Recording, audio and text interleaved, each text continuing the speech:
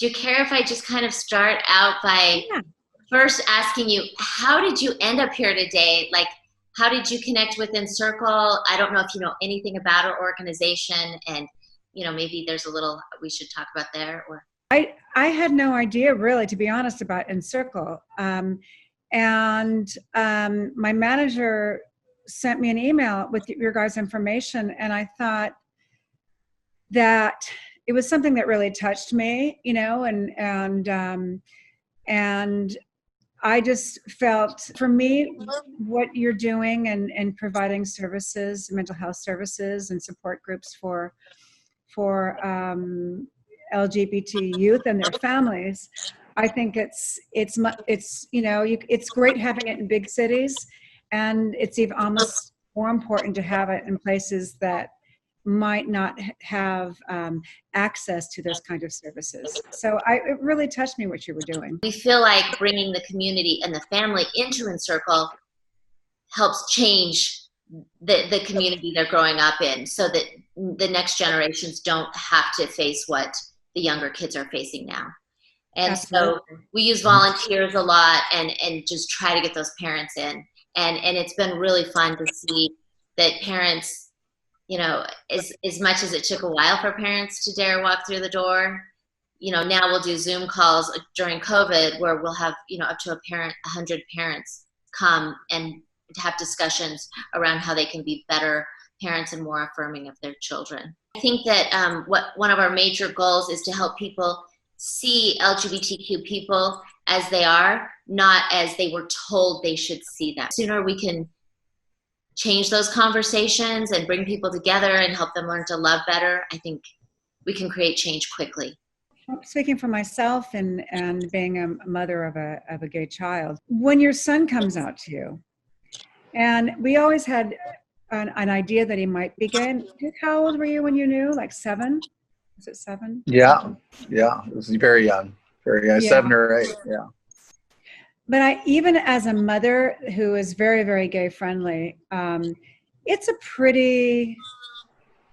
I mean, I was driving when he told me he said, "I like boys," and I went, "Oh," and I had to pull over to the side of the road because it's a pretty heavy duty thing. It's even being gay friendly, and he had the support of PFLAG. He did have a support system when he knew that he was going to come out. And, it took our family, my husband's very gay friendly. It took our family a while to come to terms with it. And it's a really normal thing. I actually went to my therapist,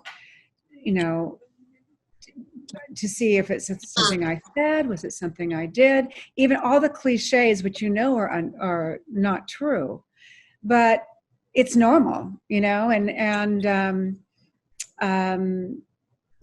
was, for our family, it was a long process. It was about a year, I think. Don't you think, Duke? Something like that?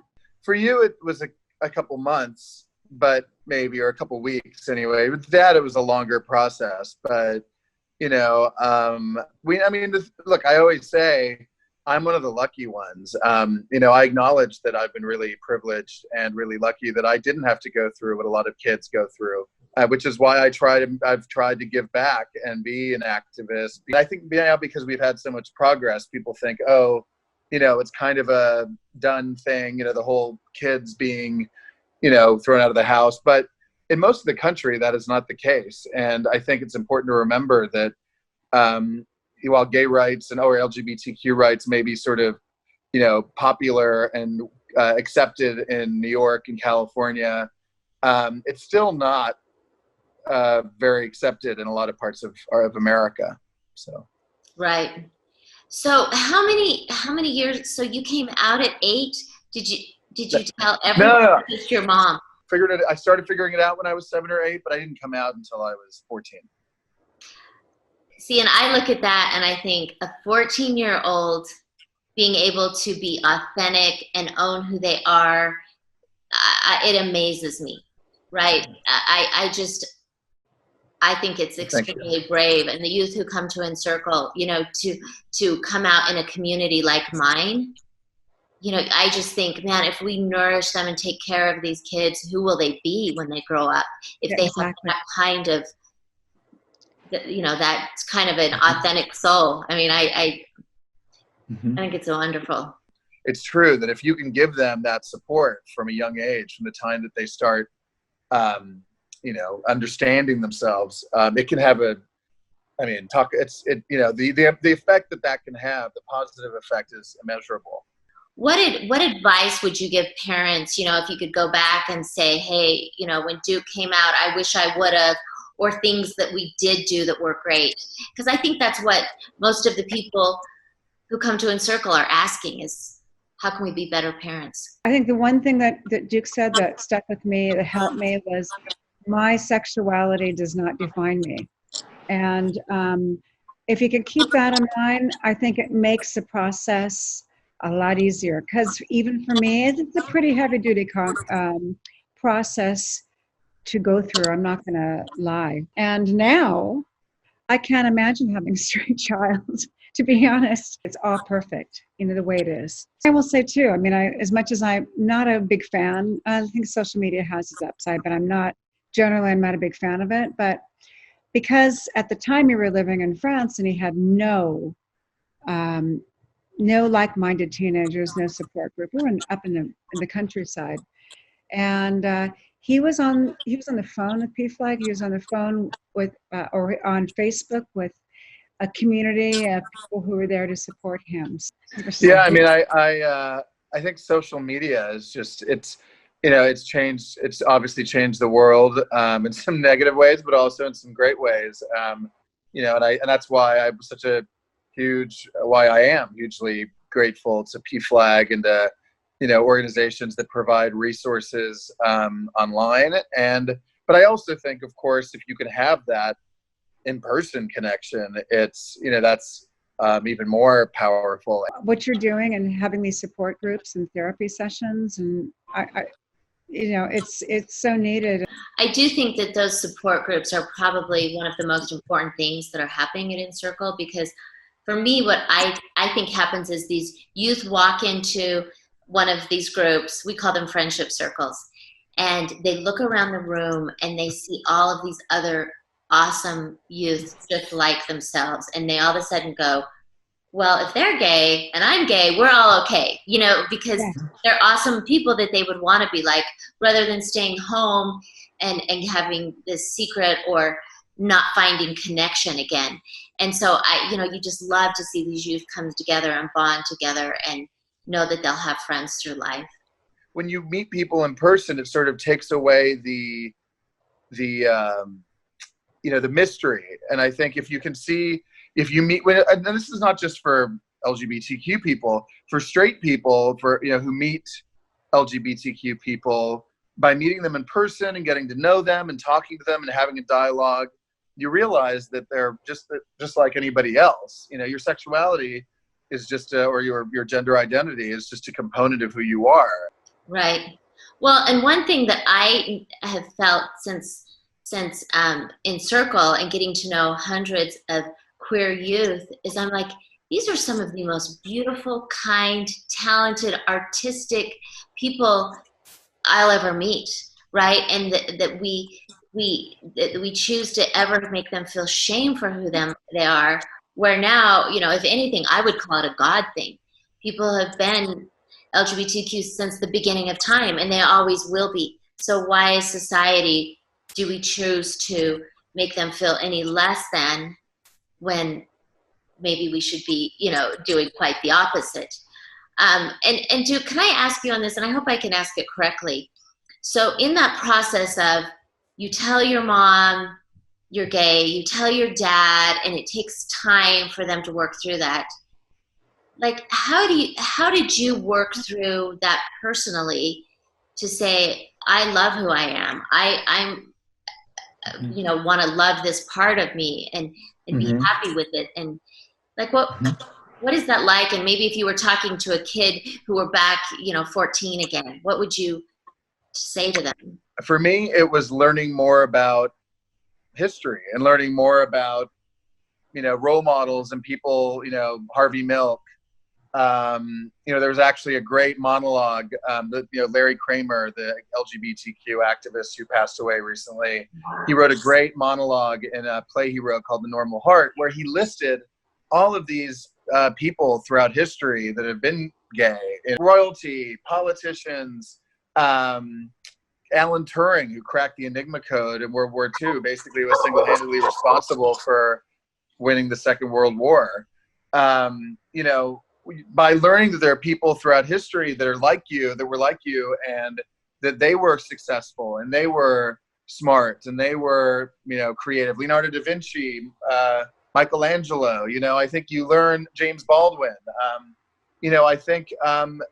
I took a lot of power and a lot of sort of a sense of confidence out of that.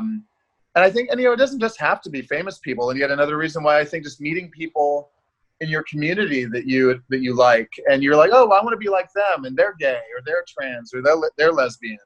I think representation and visibility is really important. It just made me feel like I was part of something bigger than myself. And that's really what I think is what can give someone confidence, is just knowing that you're not alone, that there are people throughout history that have been in your shoes, and that have risen up and done great things and had great lives. I do love how you said being part of something bigger than yourself. And one thing that we do at the Encircle houses is we have pictures of queer heroes hanging up. So part of the idea is in communities like mine, where you're kind of, when you were born, you're told this is what you need to do in life and this is your path. And all of a sudden you realize, well, maybe that's not going to work for me. Maybe that doesn't fit with who I am. I think these kids don't have people to look up to. They don't know what that wonderful queer life could look like. And so anyway, I love that you found that important, and it makes me think every house will be full of icons and people who paved the way.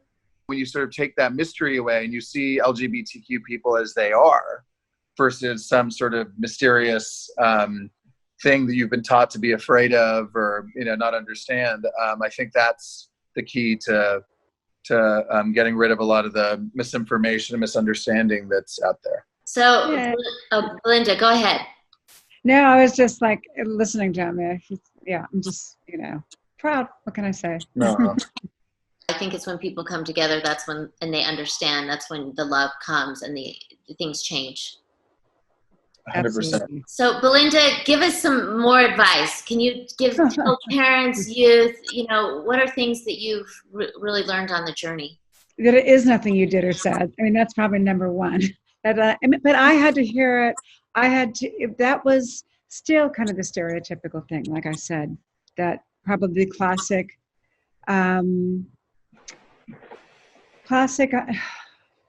not beliefs, but you just sort of wonder what happened. You do. I mean, that's, even though I know, people are born gay. That's just the way it is. It took just a lot of processing, and I don't know what other advice to say. So it's just to, as a family, to really communicate about it and to really talk about it. And I think that the mother-son relationship is different than the father-son relationship. And especially when it's your only son.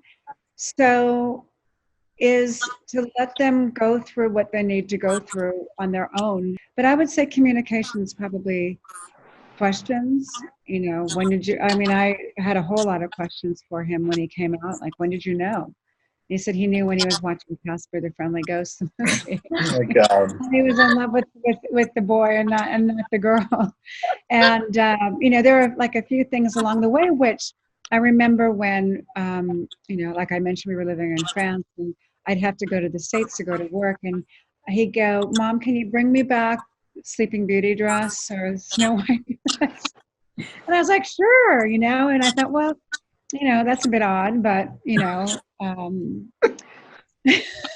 well, actually, you guys were extremely supportive. I mean, I remember, not to think in terms of gender. I mean, no, I would just play with I'd play with Barbies. I mean, but I think it's also important to remember that every kid is different. And so I think just I think it's true, letting your kid you know, and letting your kid be who they are and process their understanding of their own sexuality and their own gender.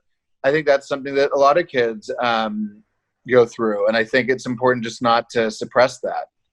Well, I just appreciate you both doing this. I mean, the things you said will be so helpful to people, and I'm just sitting here having this moment of, I am interviewing Belinda Carlisle, the Go-Go's. I mean, you know, I grew up just the biggest fan, and it's just, I would have thought, if I would have known this when I were a kid, I would have thought I was growing up to be really cool. Well, it's really, I mean, like I said, I love what you're doing, and anything I can do to be supportive of, you know, youth, LGBTQ youth, and you know, I mean, I know that there are a lot of people struggling out there. So anything I can do to help. Well, thank you. I mean, thank you for what you've done. Yeah, exactly. I mean, you've saved lives. I have no doubt. So. Well, we are having the time of our lives, because I get to work with people like Jake Barney and all these cool kids who show up, and to see their lives change and to see it get better for them, and them to learn to love who they are and honor who they are and be proud of being part of this community is just, right. You know, it's so cool.